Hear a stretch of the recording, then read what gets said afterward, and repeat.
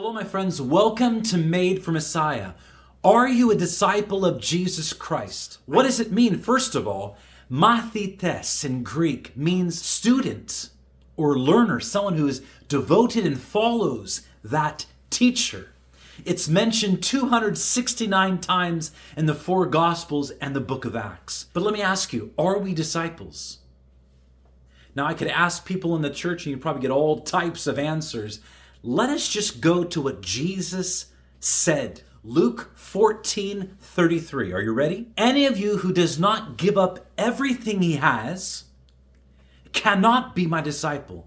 Jesus said that. Luke 14:27. And whoever does not bear his cross and come after me cannot be my disciple. And you might say, well, bear my cross? What are you talking about? At that time, that meant carrying your cross to the place of execution. That's what it meant.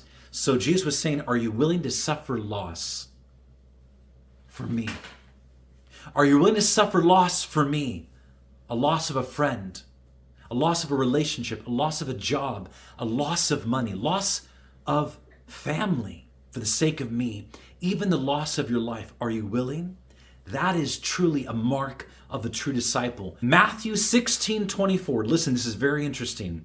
Jesus said to his disciples, if anyone should come after me, he must deny himself, take up his cross, and follow me. You know what he's saying?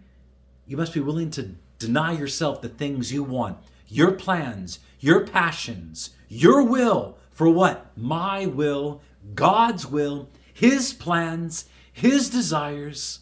Are you willing? If you're not willing, Jesus says you cannot be his disciple. You are not his disciple. And the last verse, John 8:31-32, very interesting. Jesus said to those who believed in him, listen, if you abide in my word, which means hold to my teachings, you are my disciples indeed. The last thing he says, if you abide in my word, if you follow it, if you abide in my teachings, if you follow my teachings, truly, then you are a disciple. But if not, oh yeah, I'm a disciple, but I won't follow your teachings, Jesus would say you're not my disciple. Oh yes, I'm a disciple. I just want to follow my flesh. Jesus said you're not a disciple. You're following your own lusts, your own idols, your own wants and desires. But I have other things you should be desiring and wanting. And one of them is to put Jesus at the number one spot in your life. At the number one spot. He loves you. He loves you. He wants you to follow him. He wants you to be his disciple.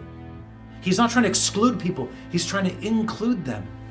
And that's what's amazing. But let me ask you, the last verse today is found in Galatians 2:20. Paul says, I have been crucified with Christ, therefore I no longer live. Jesus Christ now lives in me. The life I live in the body, I live by faith in the Son of God who loved me and gave himself for me. He says, it's not I who live anymore. It's Christ living in me.